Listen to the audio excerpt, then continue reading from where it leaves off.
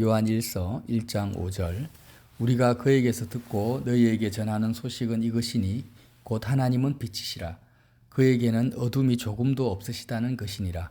만일 우리가 하나님과 사귐이 있다 하고 어두움에 행하면 거짓말을 하고 진리를 행하지 아니함이거니와 그가 빛 가운데 계신 것 같이 우리도 빛 가운데 행하면 우리가 서로 사귐이 있고 그 아들 예수의 피가 우리를 모든 죄에서 깨끗하게 하실 것이요 만일 우리가 죄가 없다고 말하면 스스로 속이고 또 진리가 우리 속에 있지 아니할 것이요 만일 우리가 우리 죄를 자백하면 그는 미쁘시고 의로우사 우리 죄를 사하시며 우리를 모든 불의에서 깨끗하게 하실 것이요 만일 우리가 범죄하지 아니하였다 하면 하나님을 거짓말하는 이로 만드는 것이니 또한 그의 말씀이 우리 속에 있지 아니하니라. 아멘. 여러분 사도 요한이 쓴 요한 1서 사도 요한의 그 무게감은 정말 어마어마하죠. 성경에서 요한복음을 쓰셨고 요한 1, 2, 3서를 쓰셨고 요한 계시록을 쓰셨어요.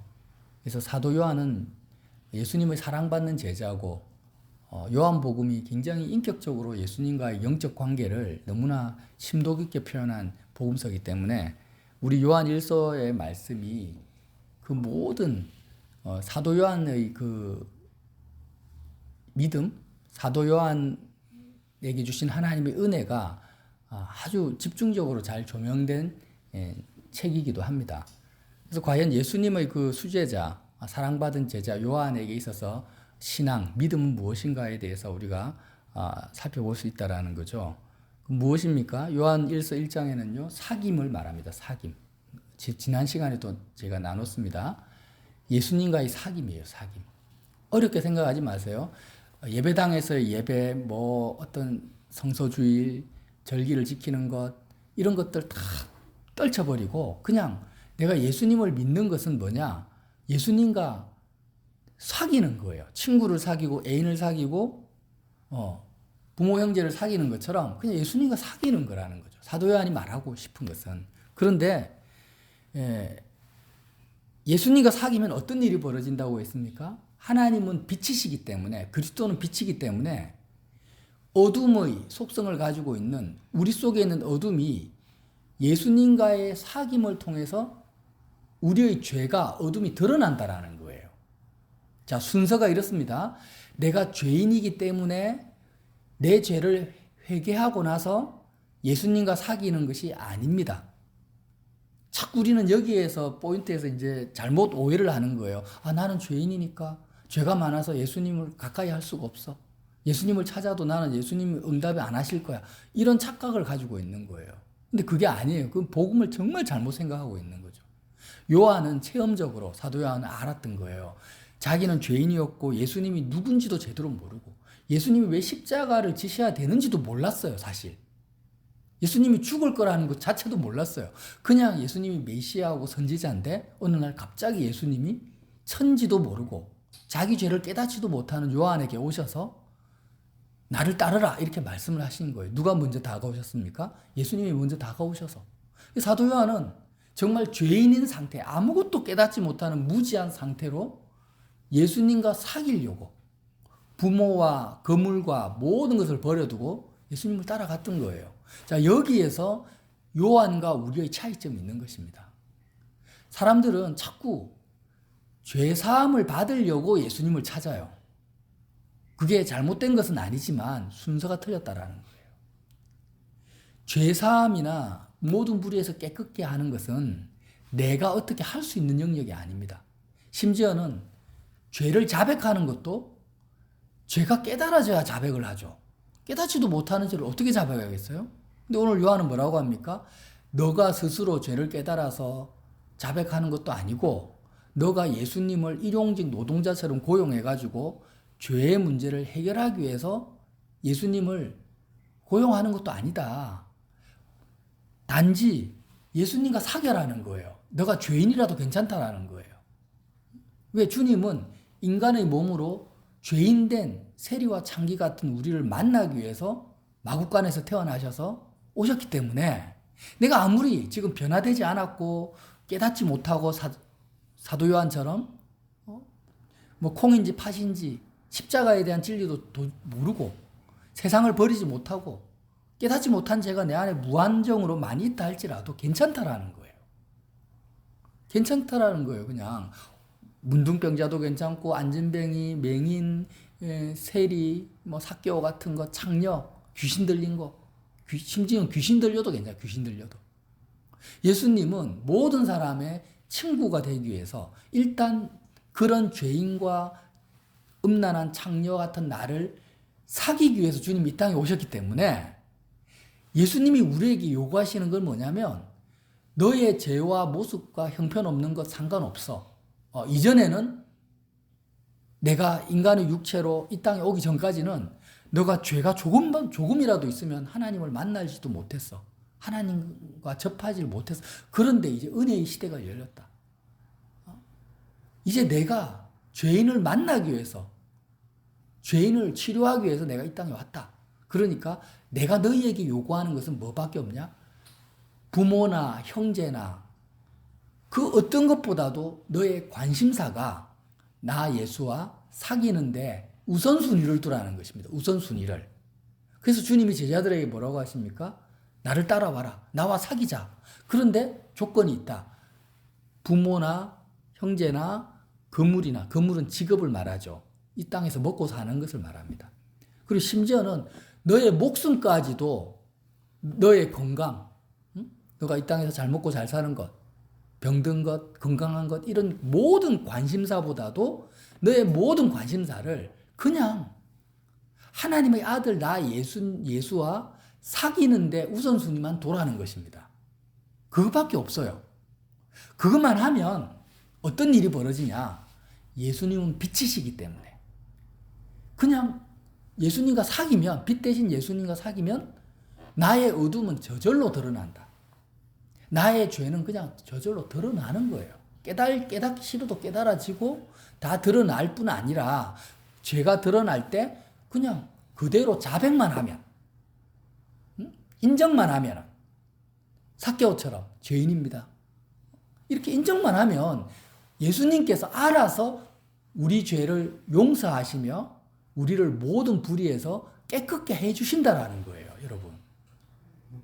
내가 그냥 죄의 문제에 급급해가지고 와, 죄가 있으면 구원도 못 받고 지옥 가면 어떡하지? 이렇게 해서 예수님께 가가지고 내 죄의 문제를 해결하려고 내 죄를 주님 이것도 잘못했고 저것도 잘못했고 막 자백해서 구원을 받는 게 아니라는 거예요. 순서가 그게 아니라는 거예요. 여러분, 여기에서 너무 많은 오류를 범하고 있습니다. 왜냐하면 너무 많이 죄의 문제가 중요하다. 죄를 자백해야 된다라는 것을 목사님들이 너무 강조하다 보니까 자꾸 죄의 문제에 급급해가지고 죄가 깨달아지면은 모든 관계가 끊어지니까 이거 해결하려고 예수님을 찾는데 그게 아니라는 거예요. 사도 요한은 그런 경험을 한 게 아니에요. 그냥 예수님과 사귀다 보니까 3년 반 동안 정말 천지도 몰랐어요. 성경 읽어보십시오. 예수님이 죽으러 가야 된다니까 예수님 죽으면 안 됩니다. 십자가 지면 안 됩니다. 그냥 정말 죄인 그 자체로 예수님과 동행을 했던 거예요. 이 땅에 출세해 보려고. 그렇지만 제자들은 어디에 초점을 맞췄습니까? 예수님을 더 알아갔습니다. 주님과 같이 밥을 먹고 같이 사귀기 시작한 거예요. 그전에는 예수님이 누군지도 몰랐는데 3년 반 동안 그렇게 예수님과 같이 24시간 사귀다 보니까 어느 날 주님이 십자가로 가시고 자기 죄를 위해서 죽으시고 부활하셔서 그냥 예수님이 빛이시기 때문에 제자들로 하여금 죄를 깨달을 수 있도록 예수님께서 주권적으로 역사하신 거예요. 그냥 제자들이 내가 죄를 한번 깨달아 봐야 되겠다, 죄를 자백해야 되겠다 하고 예수님을 찾은 적이 없어요. 그냥 예수님과 사귀다 보니까 빛이신 예수님이 비춰지고 정말 베드로는 닭이 3번 물기 전에 예수님을 저주하기까지 하는 그런 죄의 모습을 발견하고 그렇게 주님이 나타나셔서 두려움에 벌벌 떠는 제자들에게 일방적으로 평강이 있을지어다 하고 부활하셔서 나타나신 거예요. 의심하는 도마에게 어떻게 합니까? 못자국 난 손을 보이시고 창자국한 옆구리를 보이시면서 도마야 의심하지 말라고 그렇게 나타나신 것입니다. 그래서 우리는요, 복잡하게 신앙생활을 어떻게 이론적으로 막 그냥 어떻게 뭘 많이 깨달으려고 할 필요도 없어요.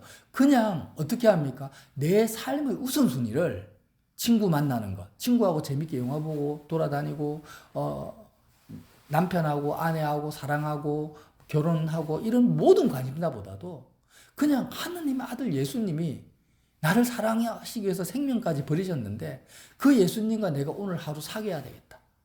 다른 어떤 인간관계보다도 돈 버는 것보다도 예수님과 사귀는데 교제하는데 나의 삶의 우선순위를 두겠다라는 것만 생각하시면 돼요. 살다 보면은 죄를 짓죠. 실수하죠. 넘어지죠. 괜찮아요. 괜찮아요. 그걸 내가 어떻게 해결해 보려고 애쓰지 않아도 돼요. 뭐만 하면 돼요? 예수님과 사귀면 된다라는 거예요. 오늘 사도 요한이 하시는 말씀은 그겁니다. 여기에 초점이 있다라는 거예요. 그래서 말씀을 다시 한번 잘 읽어 보십시오. 자, 우리가 죄를 깨달을 때 우리의 죄가요. 율법의 잣대로 인해서 우리의 죄가 드러날 수 있습니다. 바리새인들은 그렇게 했죠. 자, 우리 죄가 율법의 잣대로 우리의 죄를 깨달을 수 있어요. 바리새인들이 그렇게 했다라는 거예요. 그죠? 십계명 달달 외우고 300가지 넘는 율법을 내가 알면은 지식적으로 내가 그 행위나 마음가짐에서 어긋나면 아 죄구나 하고 내 죄를 깨달아요. 그죠? 그리고 어떤 선지자라든지 제사장이나 레위인들의 사람의 가르침, 목사님들의 가르침에 의해서 내 죄가 깨달아질 때가 있단 말이죠. 그죠? 대부분 그렇게 깨닫습니다. 그런데 율법의 잣대에 의해서 내 죄가 드러나고 사람의 가르침에 의해서 내 죄가 드러나서 내 죄를 자백해도 뭐가 없어요? 죄사함은 없어요. 사도 요한이 지금 그 말씀을 하시는 거예요. 오직 예수님과의 사귐을 통해서 빛되신 예수님으로 말미암아 그리스도와의 사랑하는 교제, 그리스도와의 사귐을 통해서 내 죄가 드러나고 깨달아지고 자백할 때 죄사함이 나타나고 모든 불의에서 우리를 깨끗게 하시는 주체가 바로 예수님이기 때문에 우리의 죄가 모든 불의에서 깨끗해진다라는 거예요. 그래서 여러분 그냥 내가 예수님과의 사귐을 하지 않고 어떤 대단한 목사님의 설교를 들어요. 설교를 듣고 예수님과의 사귐에 관심이 없는데 그 목사님의 설교에 의해서 내 죄가 깨달아졌어. 그리고 막 내 죄가 자백하고 예수님 용서해 주세요 하고 해도 어쩌면은 죄사함을 못 누릴 가능성이 굉장히 많습니다. 이해가 되십니까? 율법을 굉장히 내가 열심히 공부해서 율법의 잣대에 의해서 내가 내 죄가 아무리 깨달아져도 뭐는 없어요? 모든 불의에서 깨끗함을 내가 누리지 못하는 거예요. 그래서 바리새인과 제사장들이 죄사함을 못 받았던 거예요. 죄는 엄청나게 깨닫고. 그리고 나서 어떻게 합니까? 그 깨달은 진리로 다른 사람을 정죄하기 시작합니다. 자기 자신을 정죄할 뿐 아니라 다른 사람을 정죄하는 거예요. 그래서 사도 요한이 하시는 말씀의 포인트는 뭐냐면 그래 죄를 자백하는 것도 좋고 깨닫는 것도 좋지만 뭐가 중요하다라는 거예요? 본인처럼 사도 요한처럼 예수님의 제자가 되라. 그리고 너의 모든 관심을 그리스도와 사귀는 데 초점을 맞추라는 거예요. 그러면 나머지는 복 대신 예수님은 빛이고 복 자체이기 때문에 죄사함을 받고 불의에서 깨끗함을 얻고 하나님의 자녀가 되고 천국 가고 하는 모든 것은 그냥 따라오는 거예요. 따라와. 예수님하고 같이 줄줄이 사탕으로 그저 주어지는 은혜지 내가 뭔가를 해야 되겠다, 받아야 되겠다 하는 그런 것들이 아니라는 거예요. 그런 성격의 것이 아니라는 거예요. 이해가 되십니까? 예.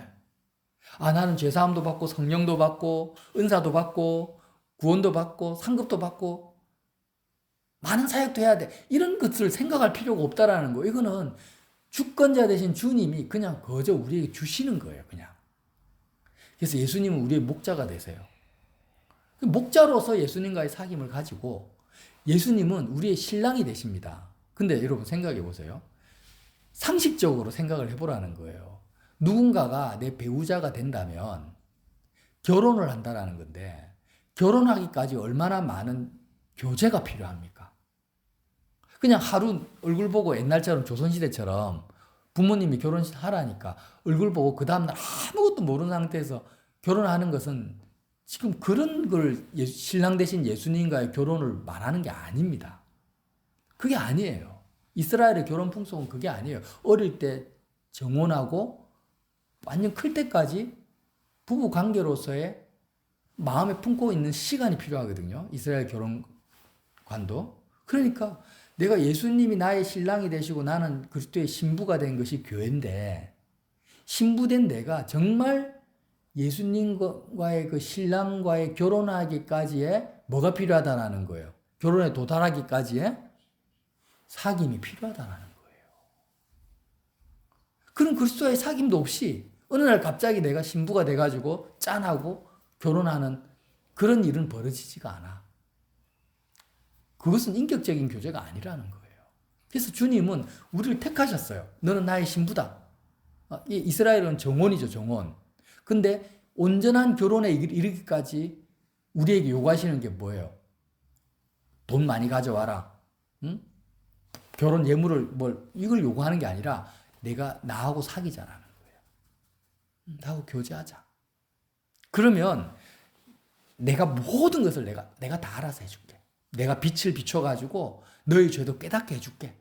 그리고 너희 죄가 깨달아질 때 그냥 너는 자백만 하면 된다. 그러면 내가 모든 불의에서 너를 깨끗게 하고 너희 죄를 다 용서하고 마귀도 이기고 세상도 이기고 모든 권세를 내가 너에게 다 주겠다라는 것입니다. 할렐루야.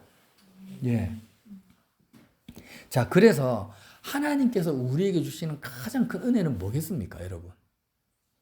독생자 예수님을 이 땅에 보내주시고 나서 우리 각자에게 주시는 가장 큰 첫 번째 은혜가 뭐겠어요? 예수님과 사귈 수 있는 최고의 환경과 여건을 각자에게 허락하시는 거예요. 이 세상에서 뭐 대통령과 사귀고 연예인들과 사귈 수 있는 환경을 허락하지 않고 우리 각자에게 예수님과 교제할 수 있는 최고의 환경과 여건을 허락하시는 것이 하나님이 나를 사랑하시는 증거입니다. 증거. 예. 예수님과 사귀어야 되는데 돈을 원하는 사람이 돈 억만금을 벌게 하시면은 못 사귀죠. 못 사깁니다. 내가 예수님께 내 마음을 드려야 되는데 나를 좋아하는 애인이나 친구를 잔뜩 나에게 붙여주면 어떻게 되겠습니까? 예수님을 못 사귀어요. 그러니까 하나님이 사랑하는 자에게 어떻게 합니까? 모든 관심사에서 세상에 대한 관심을 끊어버리고 사랑과 인간관계도 다 끊어버리고 예수님을 만날 수 있는 최고의 환경과 시간과 여건을 우리에게 주시는데 우리는 그리스도와의 교제에 초점을 안 맞추니까 나에게 허락된 상황과 환경이 은혜라고 여겨지지가 않는 거예요. 친구도 다 떠나가고 애인도 다 떠나가고 돈도 안 벌리고 은혜로 안 여겨져. 왜? 관심이 예수님과의 사귐이 아니니까. 근데 초점을 바꿔보세요. 나의 삶을 바라보는 초점을 바꿔보세요. 그러면 지금 내가 처한 모든 환경이 와 진짜 하나님이 모든 장애물을 최대한으로 다 없애버리시고 나에게 은혜를 주시는구나 라는 걸 알 수 있다라는 거예요. 예. 여러분 신앙생활은 어려운 게 아니에요. 내가 모든 것을 깨닫고 처리하고 분석하고 내가 행해야 될 것 같으면 무지무지 어려운 겁니다. 그러나 예수님은 살아계십니다. 살아계시고 나보다 더 지혜로우시고 모든 것을 아시는 분이세요. 그래서 그 인격적인 예수님을 내가 정말 만나고 사귀기만 하면 어떻게 하신다라는 거예요? 내 안에서 그리스도가 사신다라는 거예요. 내 안에서 사시면서 그리스도의 영이 성령이 모든 것을 생각나게 하시고 깨닫게 하시고 회개시키시고 다 하신다라는 것입니다. 이걸 믿읍시다. 그래서 당장에 잘 안 된다 할지라도 그냥 우리가 이제는 이제 심지어는 죄사함에 대해서도 관심을 끊어버리세요. 이건 좀 극단적인 표현일 수도 있는데 여러분 죄의 문제에 대해서도 관심을 끊어버리세요. 내가 뭐가 죄가 있지, 뭘 잘못했지 이런 생각도 버리세요. 버리고 대신 거기에 신경 써야 될 에너지를 어디에 투자하라는 거예요. 예수님을 가지고 예수님을 만나고 예수님을 찾는데 여기에 쏟아라는 것입니다. 그러면 나머지는 어떻게 된다고요? 다 따라온다라는 거예요. 그래서 눈 뜨고 일어나면은 다른 거 신경 쓰지 말고, 아, 내가 오늘 어떻게 하면 주님과 더 가까워질까? 내가 어떻게 하면 예수님을 만날까? 어떻게 하면 내가 조금이라도 더 주님과 대화하고 마음을 나누고 고백하고 주님을 찾을까? 여기에만 관심을 가지면 된다라는 거예요. 사실 구약 성경에도 주님 하나님이 원하시는 건 여기였어요. 오실 그리스도, 오실 메시아에 대해서 관심을 가져라. 그러면 들어가도 복을 받고 나와도 복을 받고 떡강주에도 복을 받고 모든 것을 내가 복을 주겠다. 근데 여기에 그리스도와의 사귐에 관심이 없는 상태에서는 들어가도 저주를 받고 나와도 저주를 받고 너가 하는 모든 일마다 하나님이 다 막아선다라. 이게 사실 신명기의 내용입니다. 우리가 얼마나 종교적인 또 잘못된 초점 가운데 있었는지를 조금 우리 자신을 돌아볼 필요가 있다는 것입니다. 그래서 저와 여러분이 예수님이 왜 복음서에서 제자들을 부르시는 그런 공생의 시간을 성경에 그렇게 많이 기록을 해놨겠습니까? 그것도 한 명도 아니고 12명을.